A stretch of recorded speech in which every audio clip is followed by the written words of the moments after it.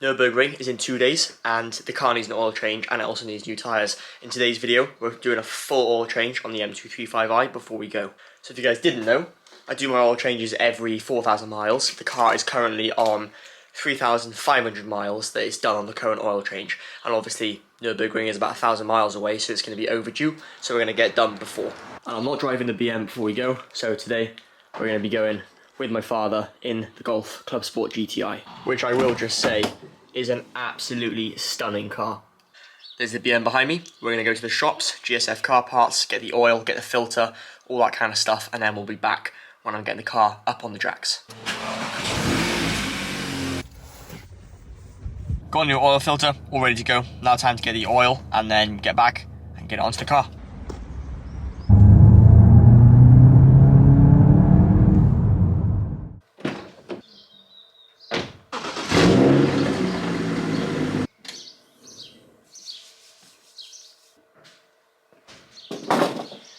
Here we go, all the stuff has been collected, it's just down there. I've gone ahead and taken the engine cover off, and now we're going to get it on the ramps so that we're able to drain the oil freely. There we go, car successfully jacked up on the ramps, so we are all safe to now go under the engine bay.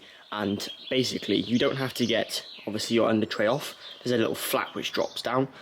Pretty simple. Sump plug comes undone, really easy stuff. I'm pretty much going to fast forward that section because it's really self-explanatory. There's a 17mm nut on the bottom, and obviously make sure to replace it with your new copper O-ring which goes on to make sure it seals correctly.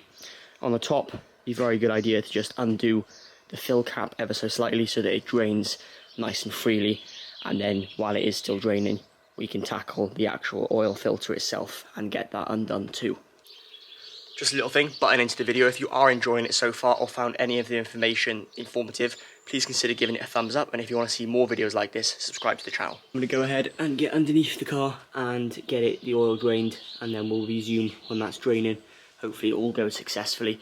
Bear in mind the car is probably around, oil temp is around 40 degrees Celsius, so it's not cold, it's not warm, but obviously it's just going to help it flow out of the whole engine bay a lot easier because oil gets thinner when it's warmer. We've also opted for, I'll show you the new oil. So I want to try out a different oil this time. We've actually opted for, if I can reach down and get it, the Shell, basically Ultra, and it's 5W40. I usually run 5W30 in this car.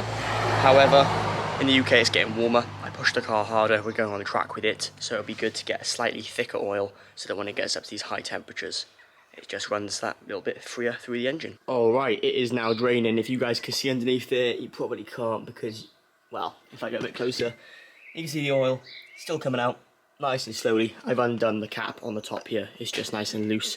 So now that's done, we're going to let that drain, basically get all of it out. And while that's working its way through the engine to the bottom, I'm going to tackle the filter itself. So basically you want to undo that. Try not to drip it all over the engine bay if you can. Try to keep things as clean as you possibly can. Keep rags around it and stuff like that to keep up with keeping all the oil away from any important components. I'm going to tackle that now. I'll be back once I'm fitting the new oil filter. Right, so we're all ready to go. The oil is still draining. It's been about 20 minutes, but I've got the oil filter undone. Giving it a little check over. No metal bits. Everything is perfect. And this is the main key reason I'm trying to tell you guys of how to prolong your N55 engine and forget this oil starvation issue that causes rod bearings failure, spinning, whatever you want to call it. And it is doing your oil changes regularly. I see the BMW tells you to do this every 10,000 miles, which in my opinion is just really stupid. It needs to be done way more than that. And that's why this car gets an oil change every 4,000 miles. In this case, it's getting one done before 4,000 miles, and it's getting it done on 3.5, which some people are going to call me crazy, and that's perfectly fine. However, it's just going to really prolong the life of this engine. Oil is the main thing that keeps this engine running, so keeping it clean and replacing it with fresh stuff regularly, especially if your car is tuned, is going to be a lifesaver. And there's the other thing I wanted to mention. If your car is tuned, it gets way more stress on the engine, metal parts wear quicker, everything is just basically times 10 for example. So by doing these oil changes regularly, you're just prolonging the life. And there we go, we are up and running. I'm just going to basically go over, not filming and just making sure there's no leaks, the sump plug's all tight. I will talk about it later on in the video, about the tyres. We're doing that in tomorrow's video, it's going to be amazing, new tyres are going on. Let me know in the comment section if you can guess what tyres I'm fitting. let's just say they are going to be sticky. And there we go, the car's looking a little bit sorry for itself, but let's get a little quick rundown about everything that we've done and what we have got to go before the ring. First off is this Eventuri panel filter, which is basically a K&N one. I've just given this a wash because it hasn't been cleaned in about a year. And as far as car-wise goes, filled up with all the new oil, 6.5 litres, got the engine up to temperature, measured the oil, and it's on maximum, so that's perfect. Gonna let it sit overnight, make sure there's no leaks, everything like that. Show you a little thing which I do on mine. You don't have to do it, but it's just a little something that I do. Don't know if you can see that if I zoom in here, but as you can see there, I just leave a little stripe or a little line with just kind of a permanent marker, which it does come off, and it's just to make sure that this gasket or the actual oil filter housing itself isn't loosening itself. That's just a little tip. Don't have to do it, it's just a little personal preference thing I have. Now you may be wondering, we're going to Nürburgring in like a day now, why are the wheels off the car? And that is because I do have enough tread to go to the ring with these. However, these Falcons, the FK520s, they're good, but they're not one I want to go around track with. I've covered in a previous video what tyres are going on, so stay tuned for tomorrow's video where we fit new tyres. And probably the most important part about this video and the oil change, prolonging those rod bearings.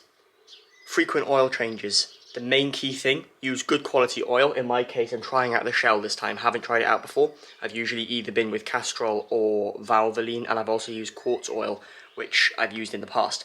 So we're trying out the Shell this time. Let me know in the comments what your opinions are about it as well. I'd be interested. The other thing, one key feature to make your rod bearings last longer, let your engine warm up to temperature before you start bringing it over 3k RPM.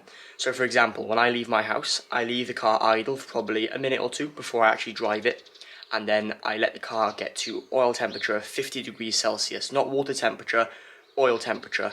Now the BMs don't tell you this, in case my one doesn't. I have a gauge which tells me, which is really handy. As soon as that oil temperature is above 50 degrees Celsius, I start opening it up in the rev range. And for any new viewers on the channel as well, here you can see the brakes that we're running. So we've got DS 1.11 pads on the front, and we've also got Techstar 2-piece J-hook discs, as well as braided lines, which you can see just in the corner there. Regarding the back, we've still got the standard, basically BMW OEM discs, combined with Brembo pads, as well as braided lines. In the fluid reservoir, we've also got the Motul 660 racing brake fluid. I'm genuinely losing track of how many oil changes I've done on this N55 now. I think in my year and probably 4 months of ownership, it's probably around 6 to 7 oil changes, I would say. I have another thing to tell you guys. If you haven't seen yesterday's video, we fitted this incredible M Performance gear knob onto the car. So if you want to see that, the video will be up in the corner here. I mean, look at this thing. I'm literally building like a somewhat race car on a budget. It's like an M-Light with oil issues, and I'm taking it to the Nürburgring. If this thing blows up, I'm literally screwed. Pretty impressed with these tyres so far, though. They've done close to 7,000 to 8,000 miles, and clearly you can only see the outside edges are kind of wearing. So it's not too bad. The inside tread is actually really good. In fact, for the sake of science, let's actually measure these and see what they are. Well, this is really anticlimactic because my tyre gauge has actually died, but if we plug that in there, we should be able to see nothing, but you can kind of get an idea of how much tread is left. And this is not something you have to do. Obviously, I'm just trying to take care of my N55 and try and look after it. It's a great engine. I'm having great fun with the M235i as it is at the moment. So let me know your thoughts in the comment section down below. Did I do this oil change right? How's it going on your ones?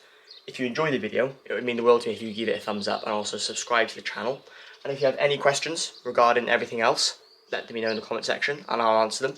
Apart from that, I'll see you guys in the next video tomorrow for tyres and Nürburgring content, which is going to be in like 2 days' time, and it's going to be awesome. Anyway, have a great evening. I'll catch you in the next one.